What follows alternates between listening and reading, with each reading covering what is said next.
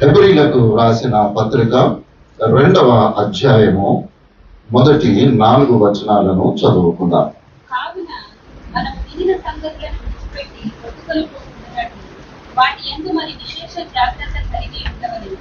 ఎందుకనగా దేవదూతల ద్వారా పలకబడిన వాక్యము స్థిరపరచబడినందున ప్రతి అతిక్రమమును అవిధేయతయు న్యాయమైన ప్రతిఫలము పొంది ఉండగా ఇంత గొప్ప రక్షణను మనము నిర్లక్ష్యము చేసిన ఎడల ఎలాగూ తప్పించుకొందుము. అట్టి రక్షణ ప్రభువు బోధించడం చేత ఆరంభమై దేవుడు తన చిత్తానుసారముగా సూచక క్రియల చేతను మహత్కార్యముల చేతను నానా విధములైన అద్భుతముల చేతను వివిధములైన పరిశుద్ధాత్మ వరములను అనుగ్రహించిన చేతను వారితో కూడా సాక్ష్యం ఇచ్చుచుండగా వినిన వారి చేత మనకు దృఢపరచబడింది. ప్రార్థన చేసుకున్నాం. సర్వోన్నతుడ సర్వకృపానిధి అగు ప్రభువా, నీకే స్తోత్రము తండ్రి. నీ పరిశుద్ధ లేఖనములలోని ఆశ్చర్యకరమైన సంగతులను మేము తెలుసుకున్నట్లు మాకు జ్ఞాన హృదయమును దయచేయమని మా ప్రభు అయిన యేసుక్రీస్తు ద్వారా వేడుకుంటున్నాము తండ్రి. ఆమేన్. ప్రభునందు ప్రియులారా, మరి దేవుని కృపను బట్టి, దేవుడు ఇచ్చినటువంటి మంచి పరిశుద్ధ దినమును బట్టి నేను దేవునికి వందనాలు చెల్లిస్తూ కూడి వచ్చిన మీ అందరికీ ఈ ఉదయకాల పరిశుద్ధ దిన శుభములు ఆశీర్వాదములు తెలియజేస్తూ ఉంటున్నాను. ఈ మాట మనము చాలా సార్లు విని ఉన్నాం. అయినప్పటికీ కొన్ని తలంపులు మనము జ్ఞాపకం చేసుకోవాలని మరి నేను ఆశపడుతూ ఉంటున్నాను. మనము వినిన సంగతులు విడిచిపెట్టి కొట్టుకొని పోకుండానట్లు వాటి యందు విశేష జాగ్రత్త కలిగి ఉందాము. మనము వినినటువంటి సంగతులు అవి ఏ సంగతులై ఉండాలి? దేవుని సంగతులై ఉండాలి, వాక్య సంబంధమైనటువంటి సంగతులై ఉండాలి. పక్కింటోని సంగతి, ఎదురింటోని సంగతి, లేకపోతే మన సంఘంలో ఉన్నటువంటి వాని సంగతి, వీని సంగతి కాదు. ఇవి మనకు అవసరం లేదు. ఏ సంగతులు కావాలి? మనము వినినటువంటి సంగతులు, ఏదైతే పరిశుద్ధ దినమున దేవుడు మనతో మాట్లాడుతూ ఉంటున్నాడో ఆ వినినటువంటి సంగతులను మనము విడిచిపెట్టి కొట్టుకొని పోకుండానట్లు ఎట్లా ఉండాలట? జాగ్రత్త అంటలేడు, విశేష జాగ్రత్త కలిగి ఉండు అని దేవుడు సెలవిస్తూ ఉంటున్నాడు. కాబట్టి లేఖనము అనేటటువంటిది దేవుడై ఉన్నాడు. ఆది యందు వాక్యముడను, వాక్యము దేవుని యొద్ద నుండెను, వాక్యము దేవుడై ఉండెను అని ఉన్నది కదా. నేను ప్రతిదినము బైబిల్లోని కొన్ని విషయాలు యవనస్తులకు మరి మన గ్రూప్ లో కూడా పెడుతున్నాను. ఎంతమంది చదువుతున్నారో నాకు తెలియదు. ఎవరైనా చదివారా? ఎందుకో తెలుసా? మీకు బైబిల్లో మీరు బైబిల్ అంతా ఒక 50 సార్లు చదివినా ఒక సందర్భం యొక్క విశేషాలు దొరకడం అనేటటువంటిది చాలా కష్టం. కాబట్టి నా సంఘ బిడ్డలు ఎల్లప్పుడూ దేవుని యందు ఆనందించాలి అనేటటువంటి ఒక విశేషమైన ఆలోచన కలిగి ఆ ఉదయకాలమున దాన్ని పంపితే కనీసము ఆ విషయమైనటువంటి ఆలోచనను బట్టి అన్న పరిశుద్ధ గ్రంథం చదువుతారేమో అని ఒక ఆలోచనతో దాన్ని పంపిస్తూ ఉంటున్నాను. కాబట్టి మనము వినినటువంటి సంగతులు, మనకు తెలిసినటువంటి సంగతులు మనము విడిచిపెట్టి కొట్టుకొని పోకుండా విశేష జాగ్రత్త కలిగి ఉండాలి. ఎందుకొరకు విశేష జాగ్రత్త ఉండాలి అని అనంటే, దేవదూతల ద్వారా పలకబడిన వాక్యము అది స్థిరపరచబడింది. ఇది మనుషుల ద్వారా పలకబడలేదు. దేవుడు తన దేవదూతల ద్వారా తాను ఏర్పరచుకున్నటువంటి ప్రవక్తల ద్వారా దేవుడు ఈ లోకములో మానవునికి దాన్ని స్థిరపరచబడ్డాడు. కాబట్టి ప్రతి అతిక్రమము అవిధేయతయు న్యాయమైన ప్రతిఫలము ఉండగా ఇంత గొప్ప రక్షణను నిర్లక్ష్యం చేస్తే ఎట్లా తప్పించుకుంటారు? ఇది ప్రశ్న ప్రియులారా.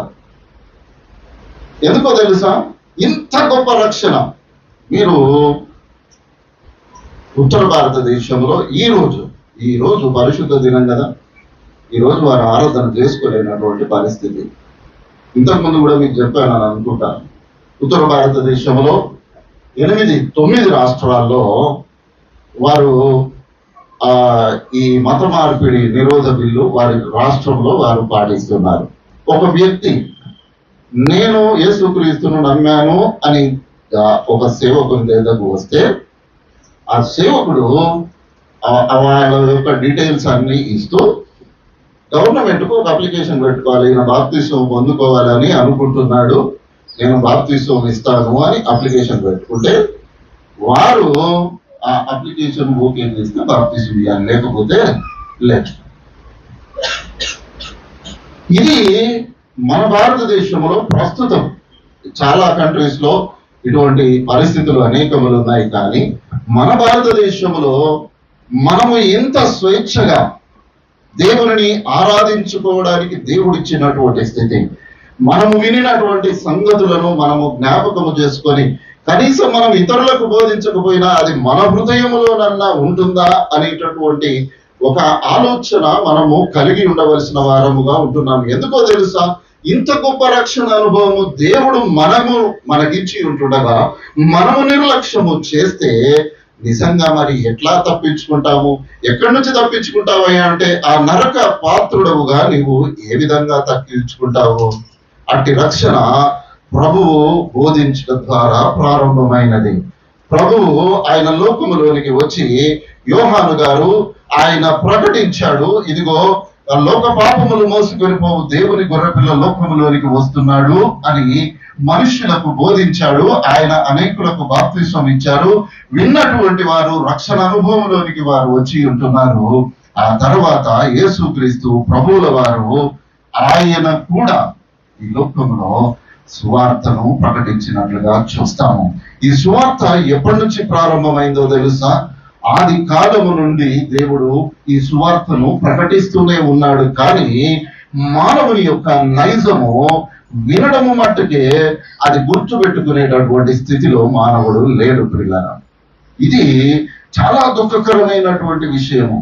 విన్నటువంటి వాక్యము విడిచిపెట్టు కొట్టుకొని పోకుండానట్లు విశేష జాగ్రత్త నీవు కలిగి ఉండాలి అని దేవుడు మనతో మాట్లాడుతూ ఉంటున్నాడు.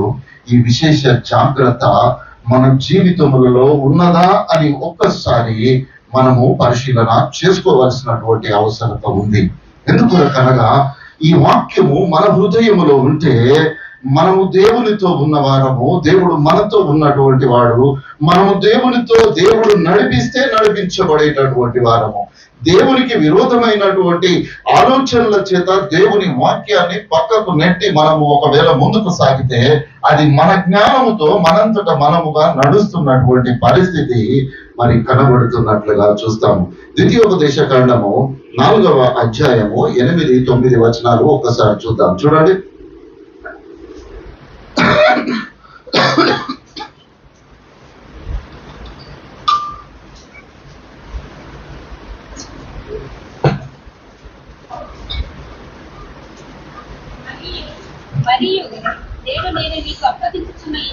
మరియు నేడు నేను మీకు అప్పగించుచున్న ఈ ధర్మశాస్త్రం అంతటిలోనున్న కట్టడలను నీతి విధులను గల గొప్ప జనమేది? అయితే నీవు జాగ్రత్త పడుము, నీవు కన్నులారా చూచిన వాటిని మరొకయుండునట్లును అవి నీ జీవిత కాలం అంతయు నీ హృదయములో నుండి తొలగిపోకుండానట్లును నీ మనస్సును బహు జాగ్రత్తగా కాపాడుకొనుము. నీ కుమారులకును నీ కుమార్తెలకును వాటిని నేర్పుము అని అంటున్నాడు. దేవుడు ఏమంటున్నాడు?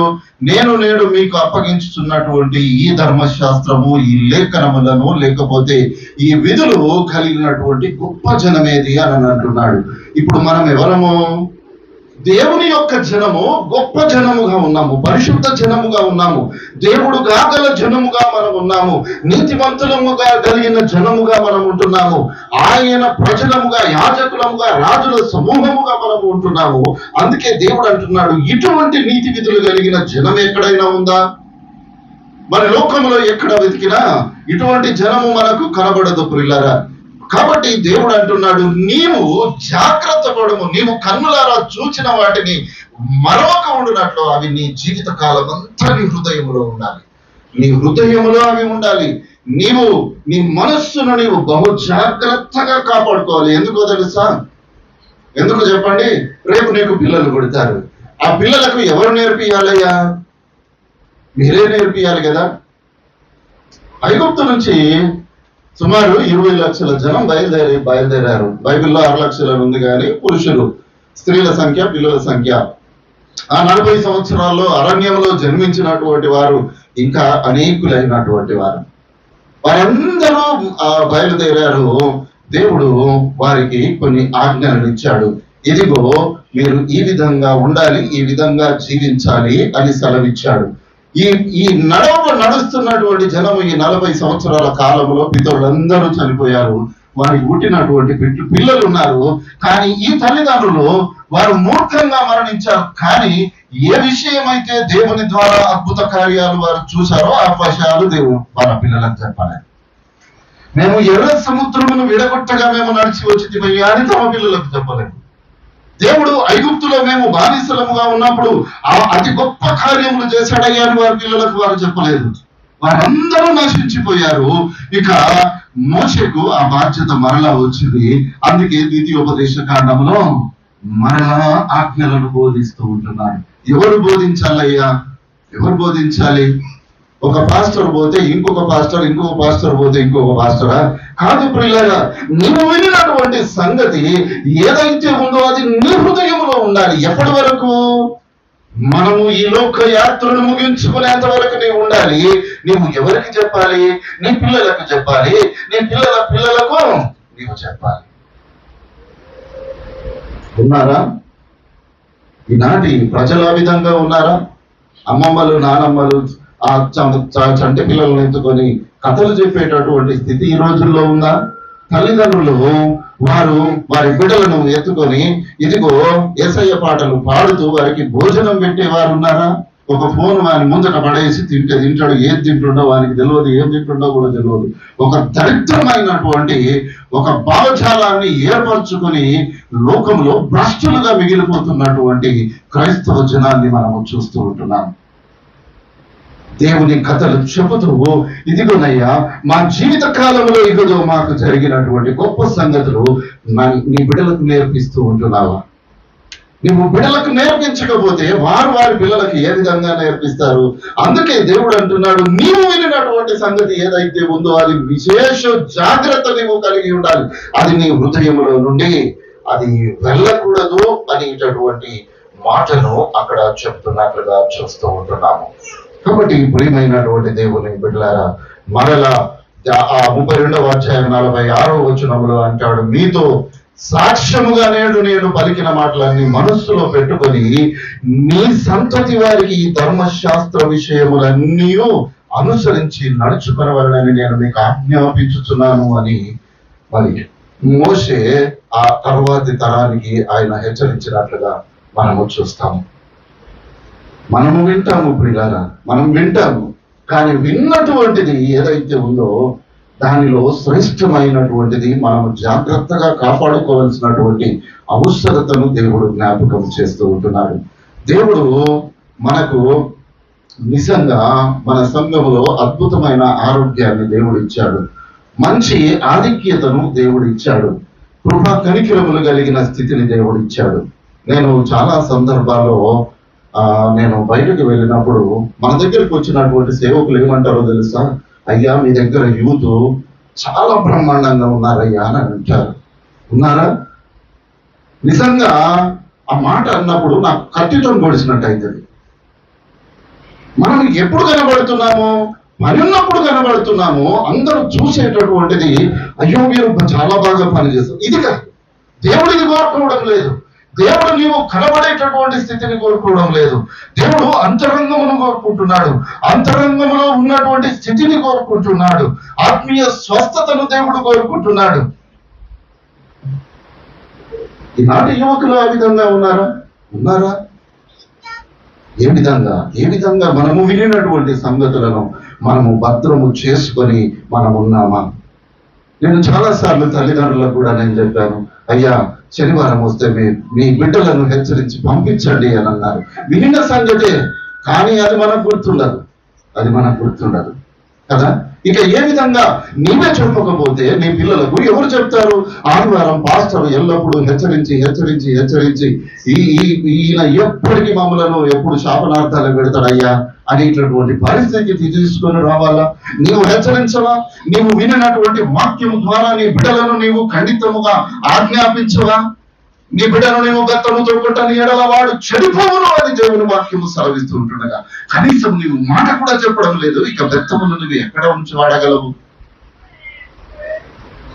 ప్రియమైన దేవుని బిడ్డలారా, ప్రియమైనటువంటి దేవుని బిడ్డలారా, సామెతల గ్రంథకర్త అంటాడు, నా కుమారుడా లెస్సైన జ్ఞానము వివేచనను భద్రము చేసుకొనము, వాటిని నీ కన్నుల ఎదుట నుండి తొలగిపోనీయకము, అవి నీకు ఏదట జీవమును, నీ మెడకు అలంకారముగా ఉండును. సామెతలు 3:21-22.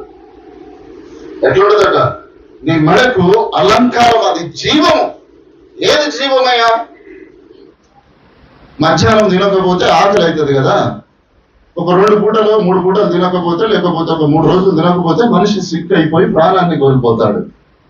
కానీ నీవు ఈ జీవ వాక్యమును నీవు అనుభవించకపోతే నీవు మృతుడము అని లేఖనము సెలవిస్తూ ఉంటుంది కదా. మనము కడుపు నిండా అన్నం తినం, తప్పు లేదు ప్రియులారా. దేవుడు మనకిచ్చిన స్థితిలో దేవుడు మనకు ఆధిక్యతనిచ్చాడు. ఇదిగో మంచి గోధుమలతో నేను నిన్ను తృప్తిపరుస్తానని దేవుడు తృప్తిపరుస్తూ ఉంటున్నాడు. గోధుమల చేత, అన్నము చేత, మాంసము చేత మనము తృప్తిపరచబడుతున్నాము. దేవునికి స్తోత్రము. కానీ ఆత్మీయ ఆహారము చేత నీవు తృప్తిపరచబడుతున్నావా? ఆత్మీయంగా నీవు బలపరచబడుతూ ఉంటున్నావా? దేవుని సన్నిధిలో నీవు విన్నటువంటి మాటలను నీవు భద్రము చేసుకొని వాటి ప్రకారము నడవడానికి నీవు ప్రయత్నము చేస్తూ ఉంటున్నావా? ఏ విధంగా మనం ఉన్నాము పిల్లరా? ఒక్కసారి జ్ఞాపకం చేసుకున్నాము. ఎందుకొరకనగా మనకున్నటువంటి నిరీక్షణ ఏంటిది? ఈ లోకము శాశ్వతం కాదు, మనకి ఇంకొక లోకము ఉన్నది అనేటటువంటిది కదా నిరీక్షణ. ఈ లోకంలో ఎంతకాలము జీవించినా ఒక కాలము ఈ లోకాన్ని విడిచిపెట్టాలి. మనము విడిచిన తర్వాత పరలోక రాజ్యాన్ని మనము చేరాలి అనేటటువంటిదే మన నిరీక్షణ.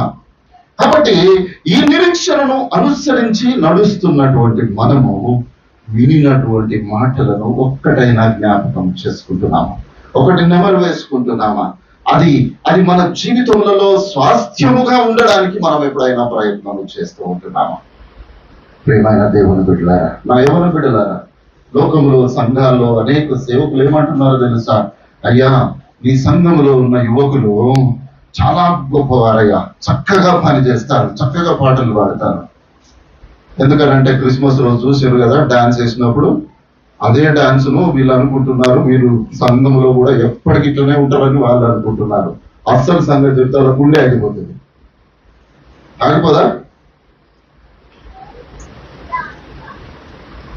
మనుషుల గుండెనే ఆగిపోతే ఇక దేవుని గుండె ఎట్లుంటదయ్యా? ఏ విధంగా ఉంటది? ప్రియమైన వాళ్ళ, నేను హెచ్చరించడం కాదు. ఎందుకొరకు నేను ఈ మాటలు చెప్తున్నాను అనగా, దేవుడు మనకిచ్చినటువంటి స్థితిలో ఎంతగా ఆరాధించగలుగుతామో అంతగా ఆరాధించేద్దాం. ఆ తర్వాత జీవితం ఎట్లుంటుందో మనకు తెలియదు. తెలుసా? రేపటి దినముల గురించి మనకు ఒక ప్రణాళిక ఉంటది, కానీ దేవుని ప్రణాళికలు కాదని మనం ముందుకు పోలేం.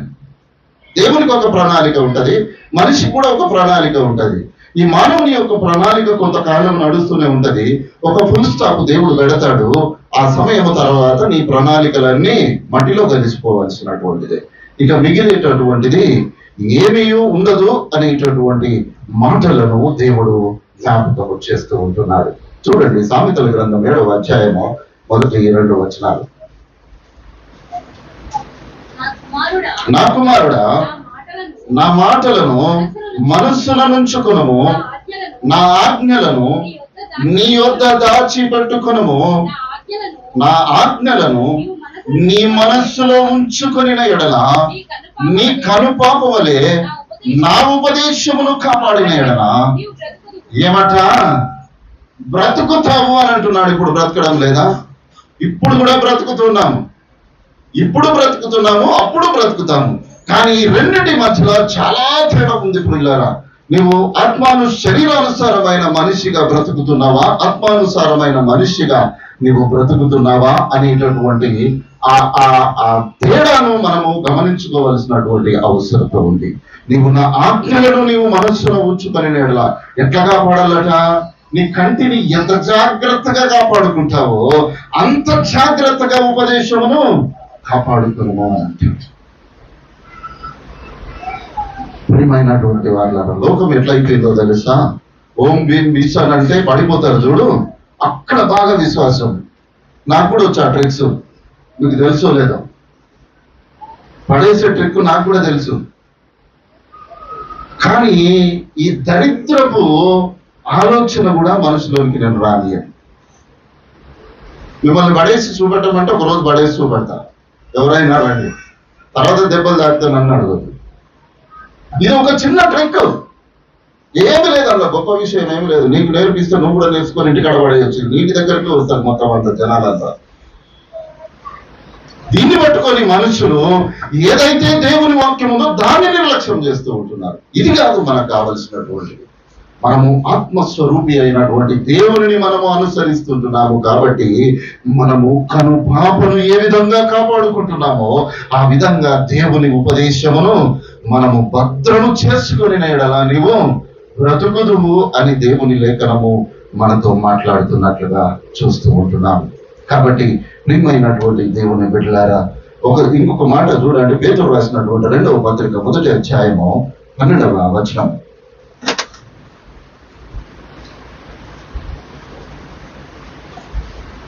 రెండవ పేతురు పత్రిక 1వ అధ్యాయం 12వ వచనం.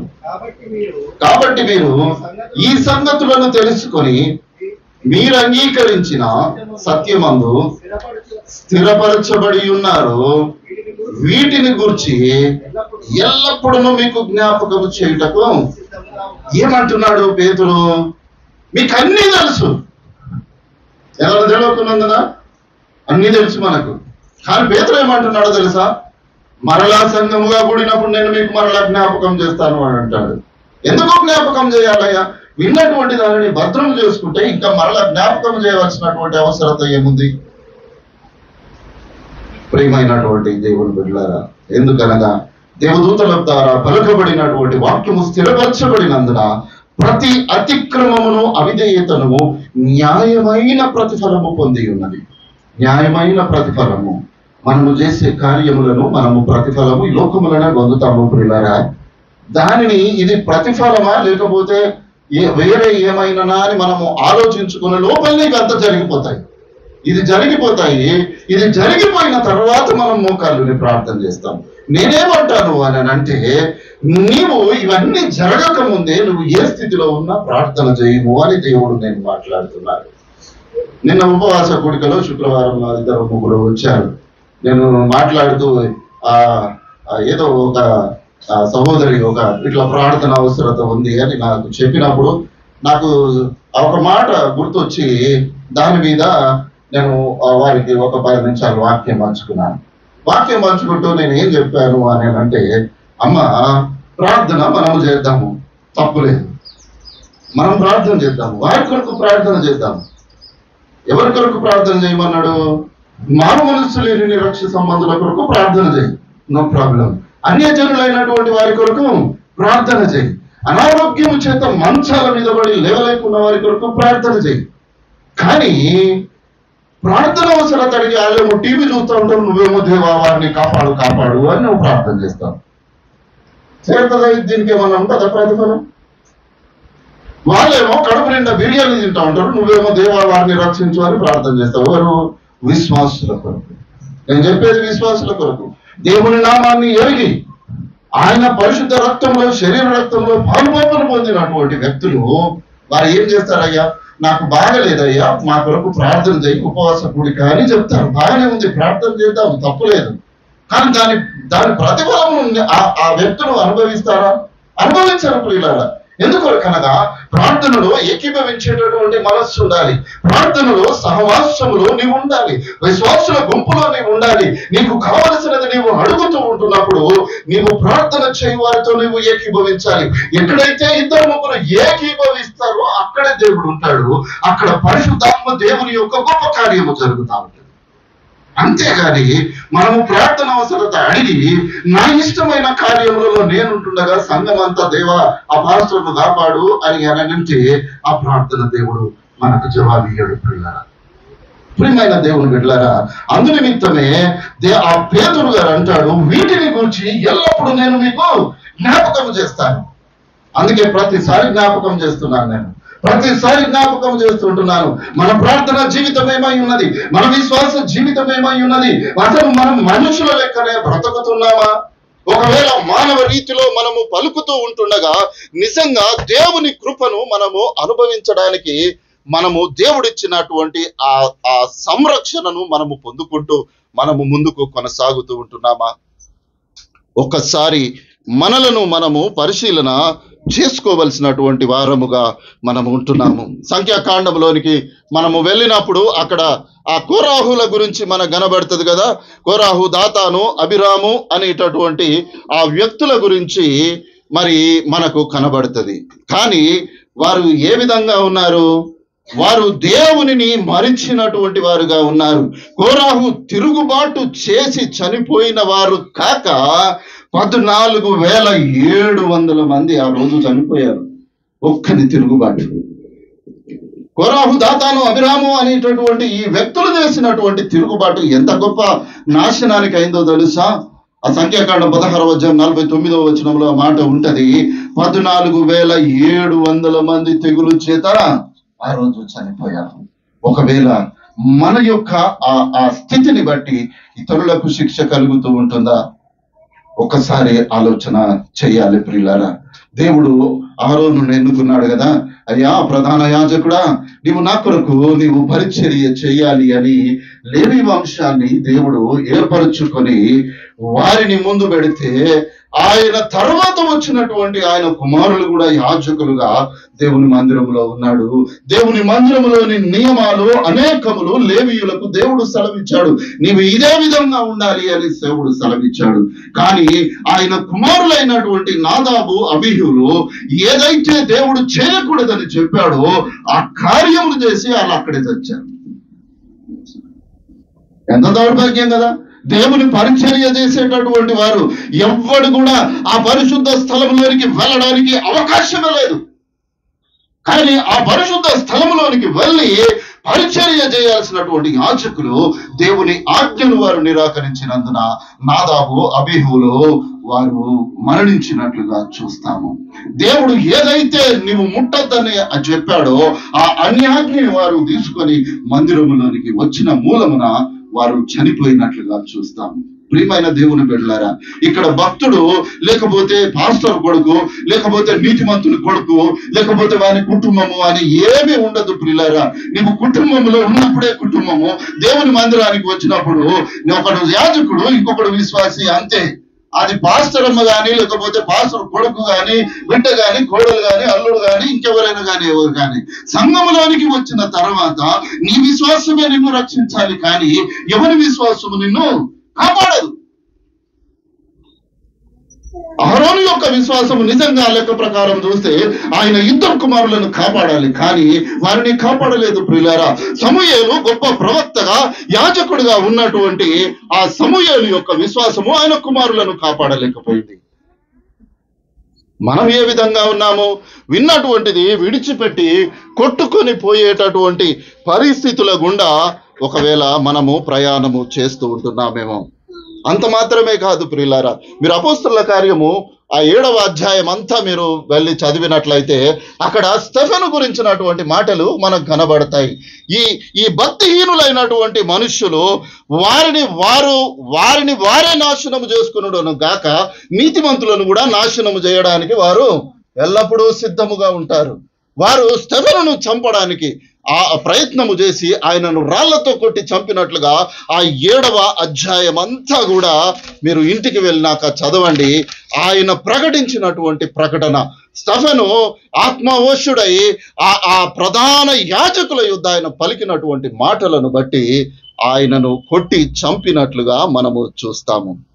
కాబట్టి ప్రియమైన దేవుని బిడ్డలారా, దేవుని లేఖనము మనతో మాట్లాడుతున్నది, విశ్వాసము లేకుండుట దేవునికి ఇష్టడై ఉండుట అసాధ్యము.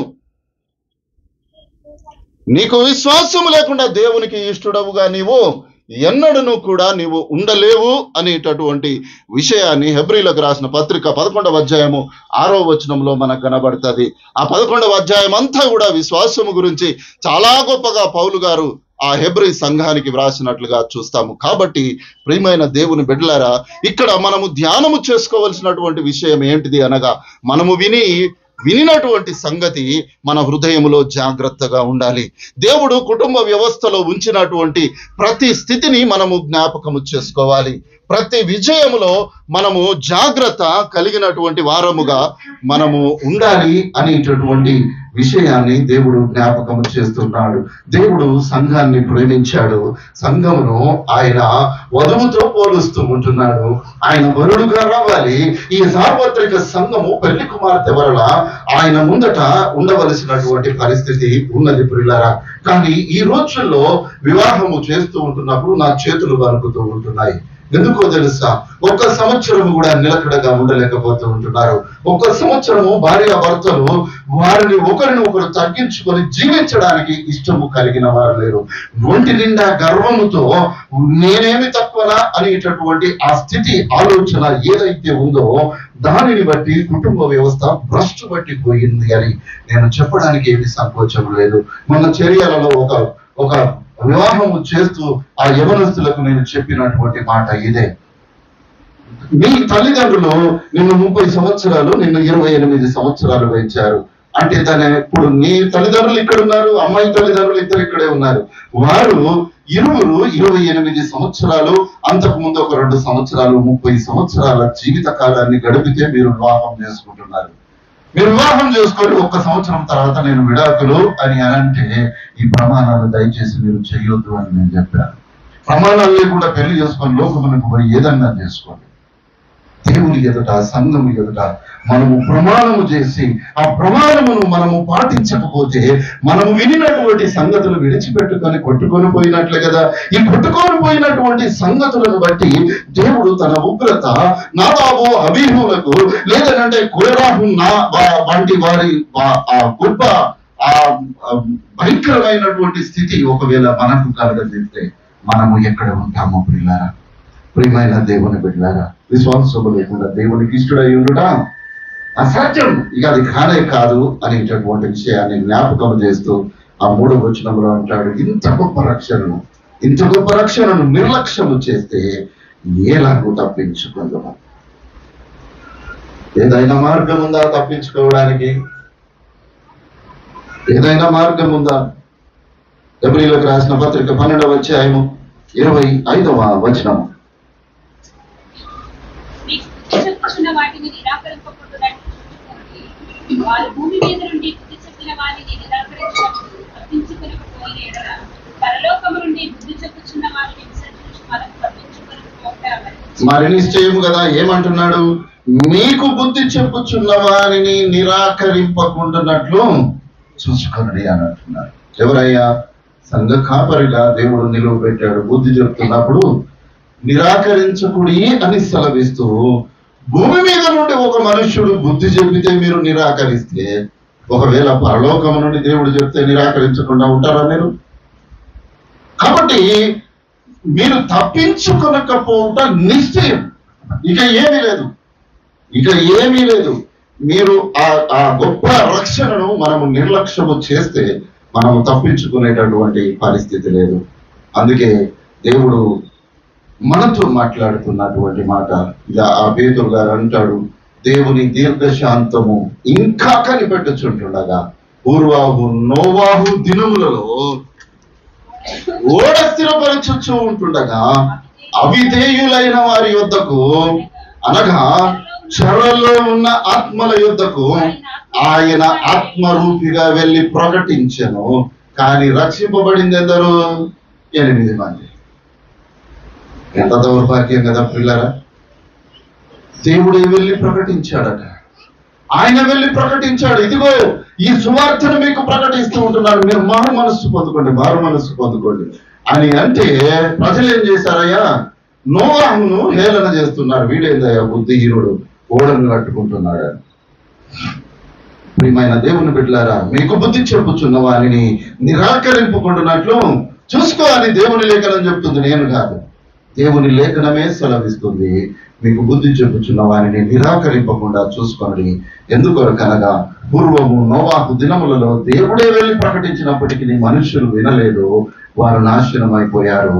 ఇప్పుడు కూడా ఆయన ఆత్మస్వరూపిగా మన మధ్యలో ఉంటూ మనకు బోధిస్తూ ఉంటున్నాడు. కానీ విన్నటువంటి దానిని మనము జాగ్రత్త పరుచుకొనక ఒకవేళ ముందుకు కొనసాగుతూ ఉంటున్నామేమో.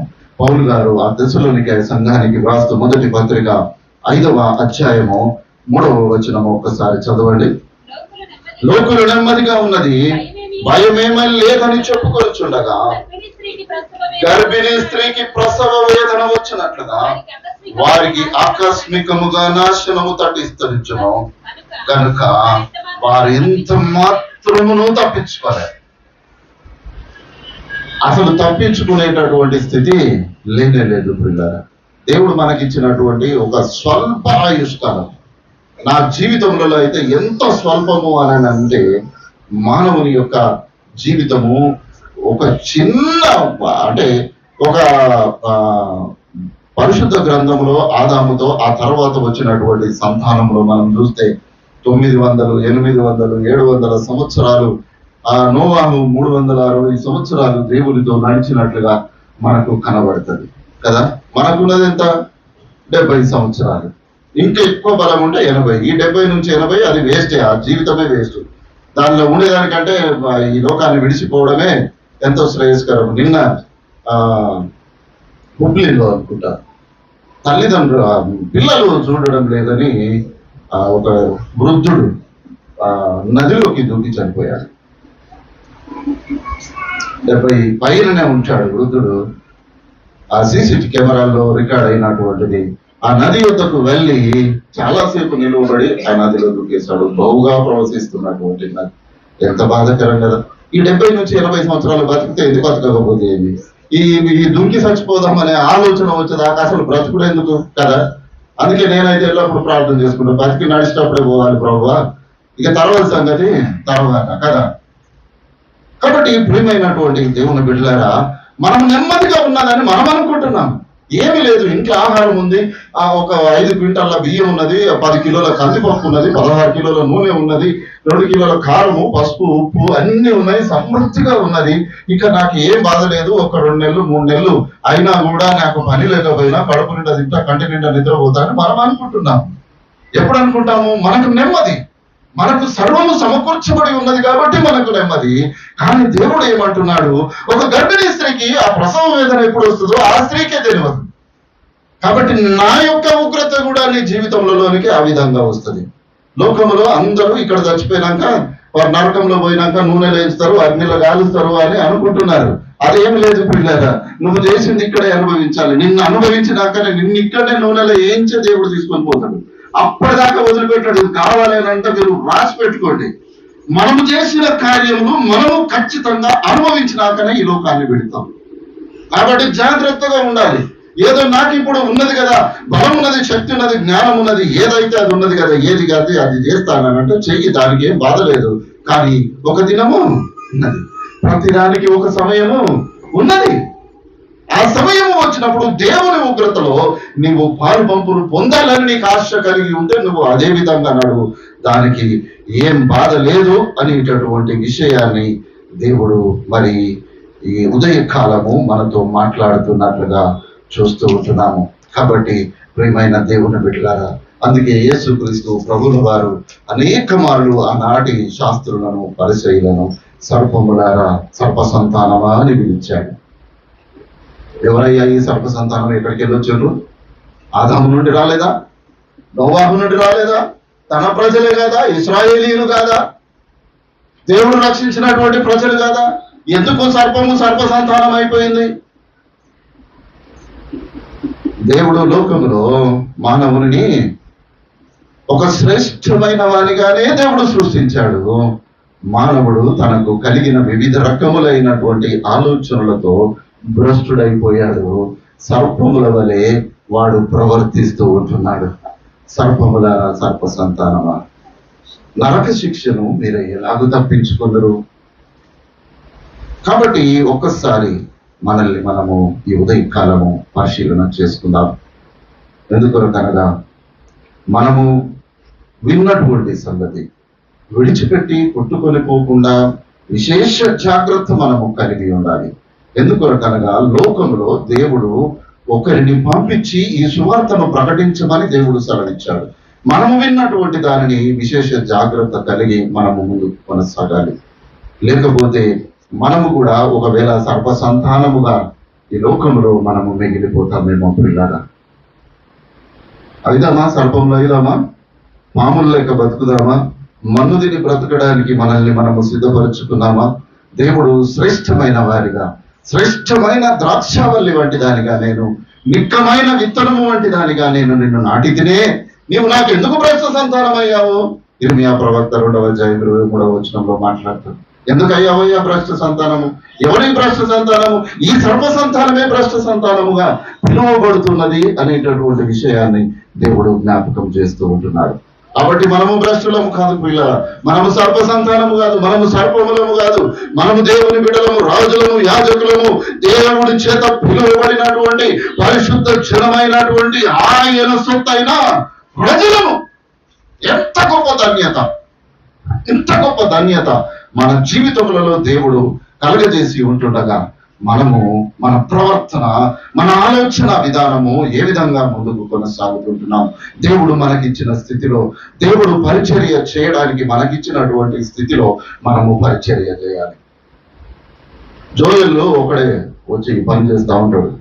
శనివారం వస్తే జోయల్ నోయల్ వస్తాడు. జోయల్ను బుధవారం కూడా లేకపోతే ఆ ఇద్దరు ఎవరో ఒకరు వచ్చి సిద్ధపరుస్తారు. ఊడవడం కానీ ఇదంతా వారిని చూసినప్పుడు నేను నా యవ్వనంలో నేను జ్ఞాపకం చేసుకుంటాను.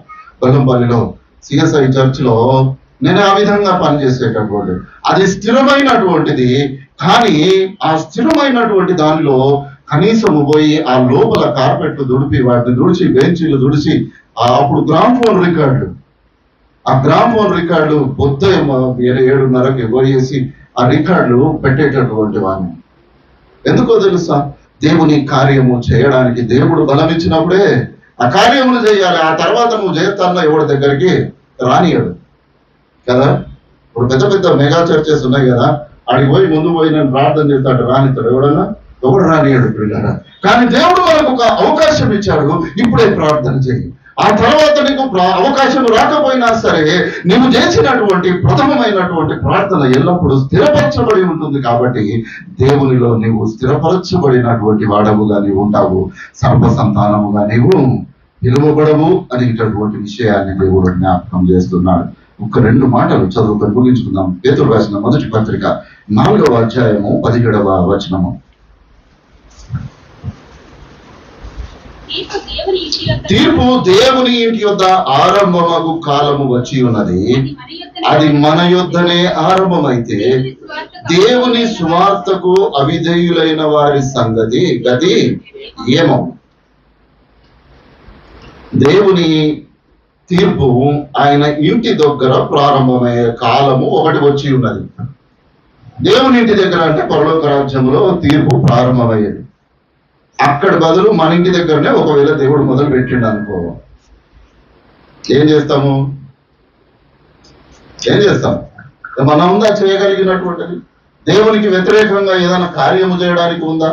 మన ఇంటి మీదకి ఎవరైనా కొట్లాడడానికి వస్తే పక్కింటిలోనూ 4 తీసుకొని మన బలాన్ని ప్రదర్శించడానికి ఉంటది. కానీ దేవుని యొక్క తీర్పు మన ఇంటి యొద్దనే ప్రారంభమైతే ఇక అవిధేయులైనటువంటి వారి గతి ఏమవును?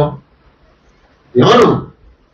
ఏ అవిధేయులు? సువార్తకు అవిధేయులు, దేవుని వాక్యమును విని విడిచిపెట్టుకొని కొట్టుకొని పోయేటటువంటి వారు, వీరి గతి ఏమవును అని అక్కడ ప్రశ్నిస్తున్నట్లుగా మనము చూస్తాము. కాబట్టి ప్రియమైన దేవుని బిడ్డలారా, మనము దేవుని బిడ్డలము, ఆయన చేత పిలువబడిన వారము, ఆయన చేత రక్షింపబడిన వారము, ఆయన శరీర రక్తములో పాలు పంపులు పొందుతున్నటువంటి వారము, నిత్య జీవమును నాకు ఉన్నది అనే ఒక నిరీక్షణ కలిగినటువంటి వారము, ఇదిగో నా ప్రభువు నా కొరకు పరలోక రాజ్యంలో స్థలము సిద్ధపరిచి ఉన్నాడు అనే ఒక గొప్ప నిరీక్షణ కలిగినటువంటి ప్రజలు.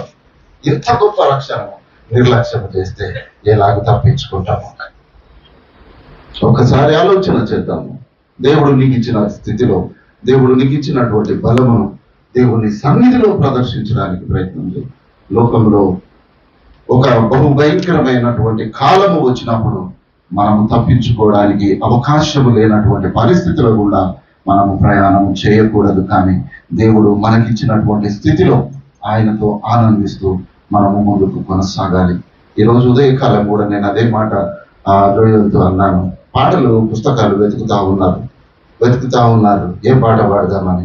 ఇంతకుముందు శనివారం వచ్చేసి ఒక పాటల లిస్టు బుక్లో రాసేవారు. ఒక 10-15 పాటలు రాసేవారు. పాటలు ఇలా తీసి ఆ బుక్లో ఏ పాటలు రాశారో ఆ పాటలు వరుసగా పాడుతున్నవారు. ఈ రోజు ఆ పరిస్థితి లేదు. ఎందుకో తెలుసా? యవనస్తులకు ఆ స్థితి నుండి వారు దాటిపోయారు. నాకు ఇంకేదో కావాలి అనే ఆలోచనలో ఉన్నారు. నీవు సంపాదించుకోవడంలో తప్పు లేదు, కానీ నీ ఆత్మీయ స్థితిలో నీవు మెరుగుపరచకపోతే నీవు ఎంత సంపాదించుకున్నా వ్యర్థము, నీవు సర్ప సంతానము అనేటటువంటి విషయాన్ని దేవుడు నీకు ఖచ్చితంగా ఈ ఉదయ కాలంలో నీతో మాట్లాడుతూ ఉంటున్నాడు. కాబట్టి ప్రియమైన దేవుని బిడ్డలారా, మనము ఏ విధంగా ముందుకు కొనసాగాలి ఒకసారి ఆలోచన చేద్దాం. ఒక్క మాట హెబ్రీయులకు రాసిన పత్రిక 4వ అధ్యాయము 11వ వచనాన్ని చదువుకొని మనం ముగించుకుందాం. కాబట్టి అవిధేయత వలన వారు పడిపోయినట్లుగా మనలో ఎవడును పడిపోకుండా ఆ విశ్రాంతిలో ప్రవేశించుటకు జాగ్రత్త పడదాం. ఎవరు? అవిధేయత వలన వారు పడిపోయినట్లుగా మనలో ఎవరు పడిపోకూడదు. జాగ్రత్త. ఇదే దేవుడు సెలవిస్తుంటున్నాడు. ఎవరు పడిపోయారయ్యా? నాదాబు అబీహులు పడిపోయారు. కోరాహు దాతాను అబీరాములు పడిపోయారు. దేవునికి విరోధులైనటువంటి ప్రజలు పడిపోయారు. మోషేకు విరోధంగా తిరిగిన ప్రజలు పడిపోయారు. యెహోషువకు విరోధముగా లేచిన ప్రతి హస్తము పడిపోయింది. 31 మంది రాజులను జయించాడు. యెహోషువ ఏమైనా యుద్ధశూరుడా, యుద్ధ నైపుణ్యము కలిగిన వాడా? మోషేతో నడిచినటువంటి వాడు. దేవుడిచ్చినటువంటి బలమును బట్టి 31 మంది రాజులను ఆయన నాశనము చేసి కానాను అనే స్వాస్థ్యమును 11 గోత్రములకు ఆయన పంచిపెట్టడానికి అదేదో 200-300 గజాలు కాదు ప్రియులారా. 200-300 కిలోమీటర్లు కలిగినటువంటి వైశాల్యమును 11 భాగాలు చేసి మీరు పాలించండి అయ్యా అని సక్రమంగా చేసి ఇచ్చాడు. ఎంత జ్ఞానము దేవుడు యెహోషువకి ఇచ్చాడో ఒక్కసారి చూడండి. కాబట్టి అవిధేయత వలన వారు పడిపోయినట్లుగా మనలో ఎవరు పడిపోకుండా ఏం చేద్దామనట? ఆ విశ్రాంతిలో ప్రవేశించుటకు మనము జాగ్రత్త పడుదాము అని దేవుడు ఈ ఉదయకాలము మనతో మాట్లాడుతూ ఉంటున్నాడు. కాబట్టి జాగ్రత్త అని దేవుడు మనల్ని హెచ్చరిస్తూ ఉంటున్నాడు. జాగ్రత్తగా ఉండమని ప్రకటించమని దేవుడు అంటున్నాడు.